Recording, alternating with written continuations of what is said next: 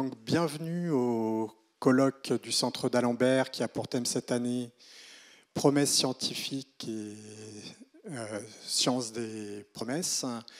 Je vais donner tout de suite la parole à Thierry Doré, qui est vice-président recherche de l'Université Paris-Saclay. Bonjour à toutes et à tous. Donc effectivement, je suis Thierry Doré, vice-président recherche de l'Université Paris-Saclay, recherche et valorisation pour être exact. Donc je suis très heureux d'ouvrir cette journée, ce colloque. Je ne dis pas ça par complaisance, mais effectivement, je suis heureux à double titre. D'une part parce que ça redonne le fait d'être au moins partiellement présentiel un semblant de normalité. Non pas que je souhaite qu'on revienne au monde d'avant, j'espère qu'on ne reviendra pas au monde d'avant, qu'on fera un monde différent, mais en tout cas dans un monde dans lequel on peut échanger de vive voix sans trop de risques ou d'appréhension.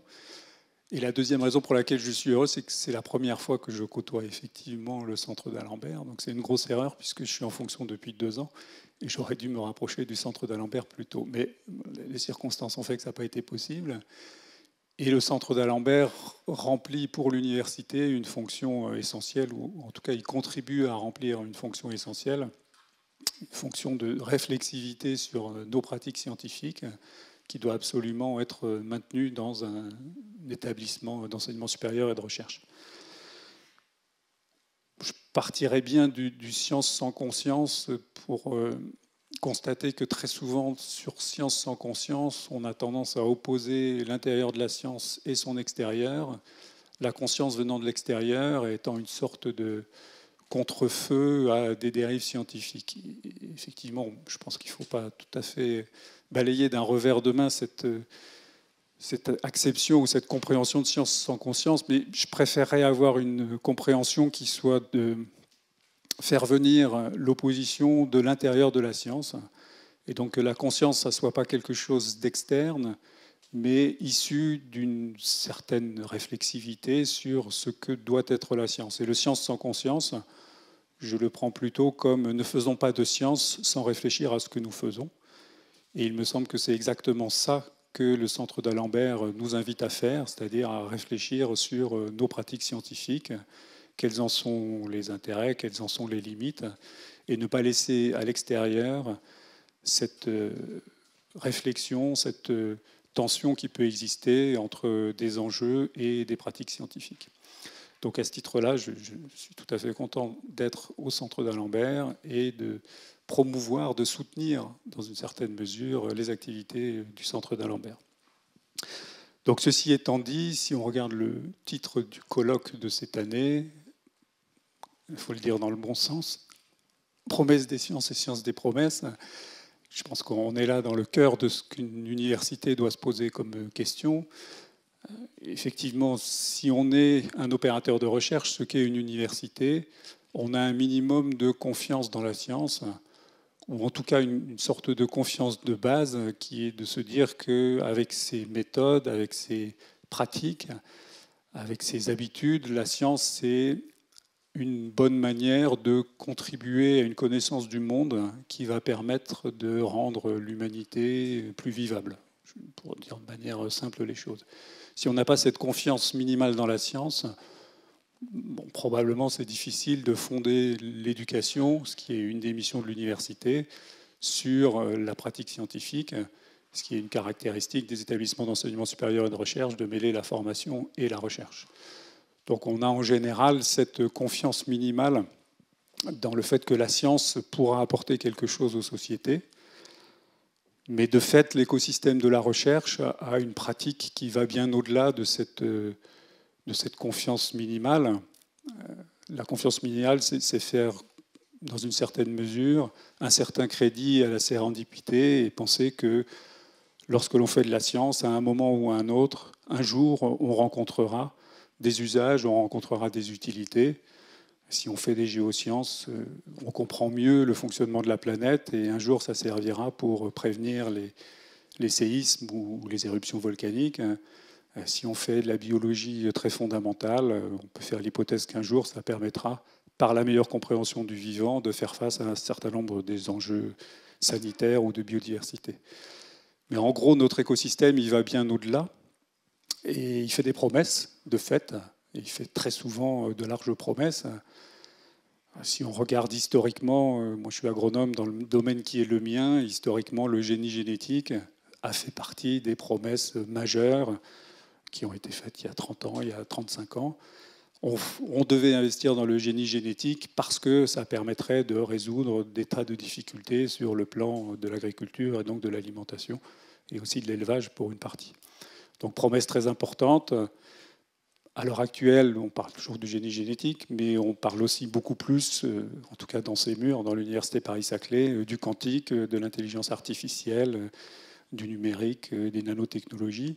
Et tous ces ensembles-là sont bien liés à des promesses d'utilisation de la science dans le futur. Et si on regarde tout simplement, si on fait le constat de la manière dont nous raisonnons en tant que collectif de chercheurs, on s'inscrit très très facilement dans ces ensembles-là, la caricature étant les PEPR, les programmes et équipements prioritaires de recherche, qui sont logés dans les stratégies nationales d'accélération du gouvernement. Qu'est-ce qu'une stratégie nationale d'accélération ? C'est une volonté de développer un segment industriel au niveau national, et on met au service de ce segment industriel un ensemble de compétences en recherche. Donc les PEPR logés dans les stratégies nationales d'accélération, c'est typiquement des promesses de la science. Donc on est complètement dans cette trajectoire-là, et on sait bien qu'il y a un certain nombre d'écueils liés à ce type de trajectoire. J'en citerai que deux. La captation des crédits, puisque effectivement, quand on met quelque part de l'argent parce que ça va servir une cause, on ne met pas l'argent ailleurs. Et donc, de fait, la science des promesses, dans les promesses de la science, dans ce sens-là, c'est quelque chose qui oriente de manière très importante les flux d'argent. Et donc, comme évidemment les crédits ne sont pas infinis, c'est faire des choix que faire des promesses scientifiques. Et puis l'autre écueil que je citerai, c'est le fait que les attentes des sociétés peuvent évoluer au cours du temps. Et comme il y a toujours un délai entre le moment où on annonce la promesse et la réalisation effective, le génie génétique en étant un bon exemple, on n'est pas à l'abri de situations dans lesquelles finalement les attentes de la société ont tellement évolué que les promesses ne correspondent plus du tout, ou plus que partiellement, ou moins que ce à quoi on s'attendait aux attentes de la société. Et donc là, dans ce cas-là, on a investi sur des promesses qui, de fait, s'avèrent décalées par rapport à la contribution de la science aux améliorations de l'humanité que j'évoquais tout à l'heure. Donc on voit bien qu'il y a ce type d'écueil, et évidemment il y en a d'autres. Donc est-ce que ça veut dire qu'il faut arrêter de finaliser la science et laisser la recherche dériver, pas dans un sens négatif, mais en tout cas flotter au gré des fronts de science? Je ne sais pas, ça pose une question importante sur les promesses de la science et la science des promesses. Et donc les orateurs de la journée et les échanges qu'il va y avoir vont permettre d'éclairer cette tension qu'il peut y avoir entre une finalisation de la science et les difficultés que cette finalisation peut rencontrer. Donc l'Université Paris-Saclay remercie le Centre d'Alembert de se poser ce type de questions, de les instruire. Évidemment, je remercie tous ceux qui ont participé, à la fois en tant qu'orateurs et auditeurs, ceux qui sont là en présentiel et ceux qui sont à distance, puisque c'est quelque chose qui fait, dans une certaine mesure, grandir la manière dont on pratique la recherche au sein de l'Université Paris-Saclay et j'espère dans les différents opérateurs de recherche au niveau national. Voilà, je vais m'arrêter là. Julien, je passe le micro à Emmanuel. Bien, merci beaucoup. Bonjour à toutes et à tous et bienvenue à la Faculté des Sciences. Je représente aujourd'hui le doyen Denis Merlet qui n'a pas pu se libérer, qui m'a demandé de prononcer ces quelques mots d'ouverture, ce que je fais avec beaucoup de plaisir, mais aussi une petite pointe d'inquiétude parce que je n'ai pas du tout l'habitude de m'exercer, de me livrer à ce type d'exercice, de m'exprimer devant des collègues dont la pratique consiste en une forme de réflexivité que Thierry a mentionné, et qui, je dois dire, n'est pas forcément ce qui est le cœur de l'activité du physicien que je suis. Ces aspects-là ne sont pas absents de notre activité, et fort heureusement. Je dirais même qu'ils sont de plus en plus présents, et fort heureusement. Mais enfin, ça n'en constitue pas le cœur malgré tout. Alors, ceci dit, peut-être que l'inquiétude peut être réciproque, parce que je pense là à quelques mots que j'ai déjà entendus de la part d'un sociologue qui dit que les 12 mots les plus inquiétants qu'il craint d'entendre sont « je viens du département de physique et je suis venu pour aider ». Donc, je ne suis pas venu pour aider aujourd'hui, juste prononcer ces quelques mots. Mais rassurez-vous, j'ai conscience que la bonne durée pour ce type d'intervention, c'est quelques minutes de moins. Alors, malgré tout, quelques mots sur le thème du jour. Moi, j'aimerais commencer par la notion de désenchantement, qui est peut-être indissociable de la sécularisation, de la modernité elle-même. Et donc, dès qu'on tourne le dos à une vision un peu magique du monde, fatalement, il y a une forme de désenchantement qui s'ensuit. Mais peut-être que ce mot, aujourd'hui, prend un sens un petit peu nouveau. C'est une façon de parler d'une certaine défiance envers la science, qui peut être nourrie par un certain nombre d'externalités négatives ou par un certain nombre de méconduites desquelles les scientifiques eux-mêmes ont pu se livrer, et qui pose donc la question de la confiance des citoyens envers la science et, pour ce qui nous concerne, comment renouer avec, comment la retrouver. Alors, avec le titre de cette journée, j'ai l'impression que vous avez trouvé une façon très concise et tout à fait directe de poser un certain nombre de questions qui sont vraisemblablement communes à peu près tous les champs de la connaissance, à des titres divers. Les questions soulevées sont très très nombreuses. Thierry en a mentionné quelques-unes. J'aimerais parler ici peut-être un peu plus de ce qui touche à la déontologie, voire même plus profondément à l'éthique, qui est certainement un point assez important du thème aujourd'hui. Mais d'autres aspects touchent directement à nos liens avec le politique en général, le pouvoir bien sûr, la vie de la cité d'une façon générique, et qui touchent également à l'organisation même de notre activité, voire à la place de la compétition dans le monde de la recherche, compétition conçue comme une vertu cardinale du système. De façon plus anecdotique peut-être, je voudrais dire un mot sur un autre type de promesse. C'est en fait la promesse que représente pour nous, chercheurs, notre activité. Et ce qui me semble assez central, c'est la promesse d'une certaine forme de surprise, plus que la promesse de la découverte. Je pense à ces mots du physicien Freeman Dyson qui dit que la nature a plus d'imagination que nous.